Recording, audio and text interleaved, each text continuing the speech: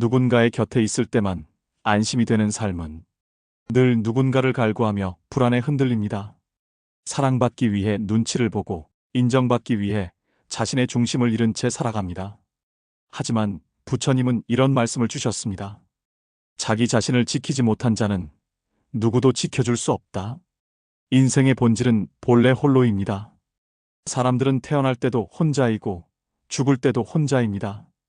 고통과 기쁨, 깨달음과 무지, 그 모든 길 위에 결국 혼자 서 있습니다.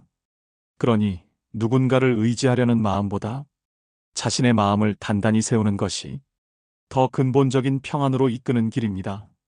외로움이 두려운 것은 우리가 그 안에 담긴 진실을 마주하지 않기 때문입니다. 외로움은 고통이 아니라 자기 자신을 만나는 귀중한 기회입니다. 한 수행자는 스승께 이렇게 여쭈었습니다. 저는 늘 사람들 속에서 살아야만 편안함을 느낍니다. 혼자 있으면 텅 빈 느낌이 들고 존재의 의미조차 사라지는 듯합니다. 이에 스승은 조용히 답했습니다.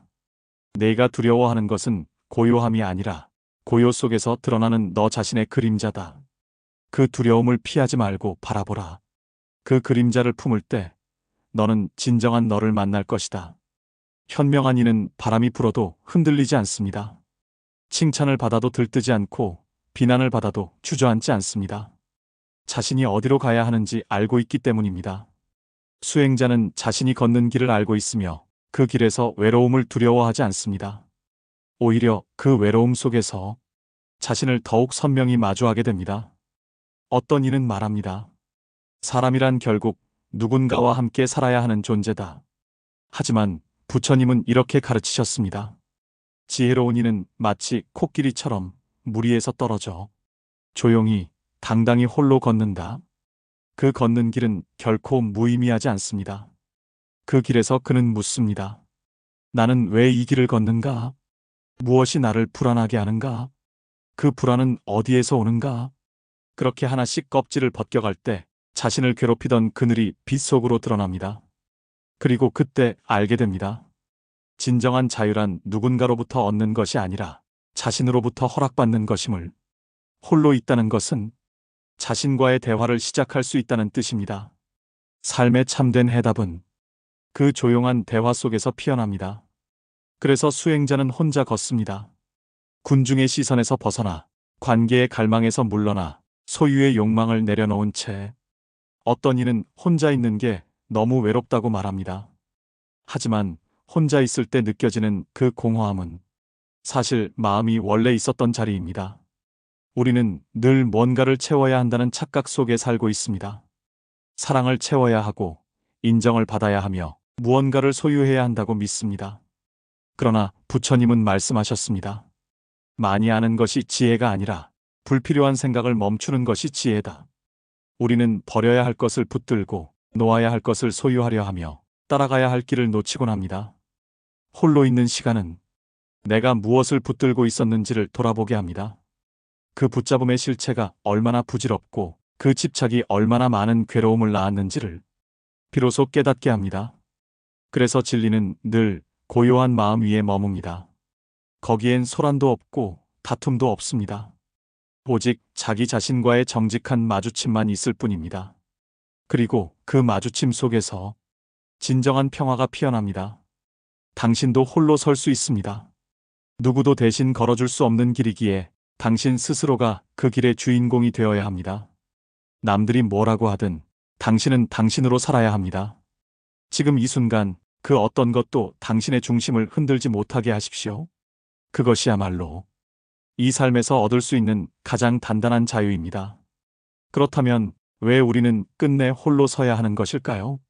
누군가 곁에 있어야만 안심되고 누군가가 나를 인정해줘야만 존재의 의미를 느끼는 삶은 결국 자기 자신을 외면하는 삶입니다.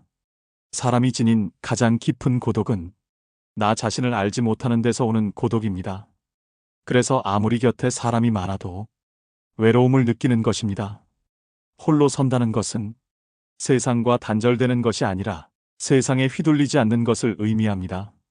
관계는 인연에 따라 피었다 지는 꽃입니다. 오늘 곁에 있는 사람이 내일은 사라질 수 있다는 것을 받아들이는 지혜, 그 지혜 위에 서 있을 때 우리는 관계에도 자유롭고 마음도 평화롭습니다. 어떤 관계든 그것을 붙잡으려는 마음에서 괴로움은 시작됩니다. 그 사랑이 깊을수록, 그 집착이 클수록 그 상실은 고통이 됩니다. 그러나 놓아버리는 사랑, 지켜보는 사랑, 기대하지 않는 사랑은 사라져도 괴롭지 않고 남아도 집착하지 않습니다. 홀로 선 사람은 사랑하지 않는 것이 아닙니다. 다만 의존하지 않을 뿐입니다. 그 사람과 함께하든 떠나보내든 자기 자신의 중심을 잃지 않는 것입니다. 그래서 부처님은 말씀하셨습니다. 타인의 마음을 얻으려 하지 말고 자기 마음을 밝히는 데 힘써라. 그 가르침은 지금 우리에게 이렇게 말하고 있습니다. 누군가의 시선보다 자기 내면의 빛을 보라. 진정한 평화는 밖에서 오는 것이 아니라 내 안의 마음이 고요해질 때 찾아옵니다. 사람이 사람을 통해 배워야 할 것은 의지나 기대가 아닙니다. 진정한 배움은 함께 있으면서도 홀로 설 수 있는 법을 익히는 것입니다. 함께 하되 휘둘리지 않는 삶. 그것이 성숙한 고독의 형태입니다. 물론 완전히 혼자 살아야 한다는 뜻은 아닙니다. 오히려 사람은 인연 속에서 성장하고 사랑 속에서 깨어납니다. 그러나 그 모든 인연과 사랑은 잠시 머물다 가는 것이라는 걸 잊지 않을 때 우리는 그것에 집착하지 않고 더 깊이 사랑할 수 있게 됩니다. 그래서 홀로 선 사람은 더 깊이 관계를 맺을 수 있습니다. 왜냐하면 그에게는 잃을 것이 없기 때문입니다. 그는 자신을 붙들고 있기 때문에 누구에게도 매달리지 않습니다. 바로 그런 사람에게서 진정한 신뢰와 따뜻함이 피어납니다. 불안이 없는 관계, 두려움이 없는 사랑, 그것은 자기 중심을 세운 사람만이 줄 수 있는 선물입니다. 이제는 물어야 할 때입니다. 지금 내 삶은 누구의 시선에 흔들리고 있습니까? 내가 기대는 존재가 사라지면 나는 온전히 설 수 있습니까? 내가 믿는 행복의 조건이 사라지면 나는 나로서 살아갈 수 있습니까? 이 질문 앞에 정직할 수 있을 때 우리는 삶을 진심으로 살아가기 시작합니다. 그리고 혼자라는 말이 더는 슬프게 들리지 않습니다. 그 말은 이제 온전히 나로 존재하는 길의 다른 이름이 됩니다. 마지막으로 부처님께서 주신 이 말씀을 전하며 오늘의 이야기를 마치겠습니다. 자기 자신을 이기기보다 더 위대한 승리는 없다. 자신을 정복한 자는 천상의 신도 마귀도 세상의 그 어떤 존재도 이길 수 없다. 자신을 이기고 자신에게로 돌아가며 자신으로부터 시작하는 그 길. 바로 그것이 당신이 걷고 있는 이 삶의 길입니다. 그리고 그 길은 혼자 걷기에 오히려 더 단단하고 자유롭습니다. 그 길 위에서 오늘도 고요히 흔들림 없이 당신 자신으로 살아가시길 바랍니다. 하지만 여전히 우리는 외로움을 두려워합니다. 고요는 낯설고 침묵은 무겁고 홀로 있는 시간은 공허하게만 느껴집니다. 왜일까요? 그것은 아직 마음속에서 소유하고 싶은 것들이 남아있기 때문입니다. 사람의 인정, 사랑, 이해, 우정, 칭찬, 비교 없는 승리, 그 모든 것은 아름답지만 동시에 집착의 대상이 될 수 있습니다. 부처님은 제자들에게 자주 이렇게 말씀하셨습니다. 그대가 어떤 것을 손에 쥐면 고통이 시작된다. 그러니 손을 펴라. 그러면 자유가 찾아올 것이다. 사람은 잃을 것을 두려워하며 살아갑니다. 그러나 지혜로운 이는 처음부터 아무것도 자신의 것이라 믿지 않습니다. 그래서 누군가 떠날 때 원망하지 않고 무언가 사라질 때 절망하지 않습니다. 그 마음은 담담하지만 결코 차갑지 않습니다. 그것은 무관심이 아니라 모든 인연을 가장 깊은 자비의 시선으로 바라보는 것입니다. 진정한 고독은 모든 존재와 단절되는 시간이 아닙니다. 오히려 그 시간은 우리 존재의 근본성과 우주성을 되새기는 통로입니다. 그 누구도 대신 들어줄 수 없는 마음의 방에서 우리는 마침내 세상과 사람과 자기 자신과 진짜 연결되는 법을 배웁니다. 그것은 조용한 깨달음입니다. 말이 아닌 침묵으로, 행동이 아닌 멈춤으로 이루어지는 진리의 깨달음. 모든 고요함 속에 진실이 있다. 이 단순한 가르침은 수행자의 삶에서 가장 위대한 지도입니다. 수행자는 홀로 있을 때 기도합니다. 남을 위한 기도가 아닙니다. 자신의 마음이 산란하지 않기를, 모든 존재가 그저 있는 그대로 평화롭기를. 그 마음엔 경쟁도 없고 이기려는 의지도 없습니다. 다만 있는 그대로 받아들이는 힘이 있습니다. 그것은 평온이며 부처님께서 말씀하신 무소의 뿔처럼 혼자 가라는 지혜의 형상입니다.